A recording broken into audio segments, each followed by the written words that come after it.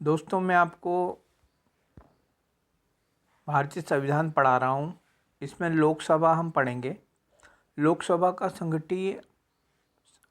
का संगठन सार्वभौमिक वयस्क मताधिकार के आधार पर प्रत्यक्ष चुनाव द्वारा चुने गए प्रतिनिधियों से किया जाता है।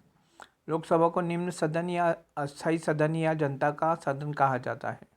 लोकसभा में अधिकतम सदस्यों की संख्या 550 निर्धारित है, जिसमें से 530 सदस्य राज्यों से और 20 सदस्य केंद्र शासित प्रदेशों से निर्वाचित होते हैं। लोकसभा में वर्तमान सदस्यों की संख्या 543 है। लोकसभा में सर्वाधिक सीटों वाले राज्य उत्तर प्रदेश 80 है, महाराष्ट्र 48 है, पश्चिम बंगाल 42 है, बिहार 40 है, तमिलनाडु 39 है।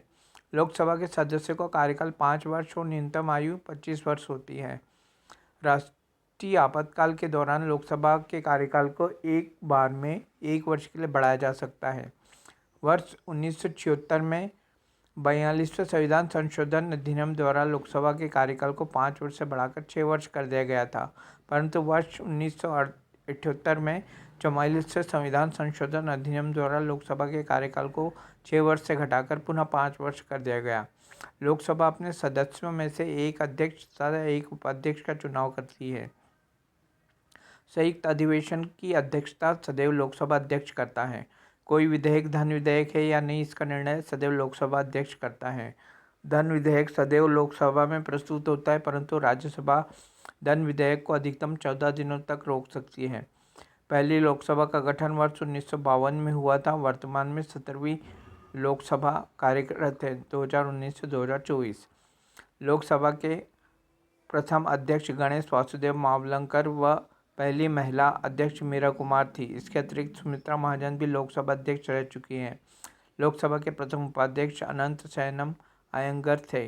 लोकसभा के अध्यक्ष वर्तमान में ओम बिरला हैं। संसद संबंधी महत्वपूर्ण तथ्य। संसद का कोई सदस्य यदि बिना किसी पूर्व सूचना के 60 दिनों तक अनुपस्थित रहता है तो उसकी सदस्यता समाप्त की जा सकती है। संसद के सदनों में कोरम कुल सदस्यों का 1/10वां भाग होता है।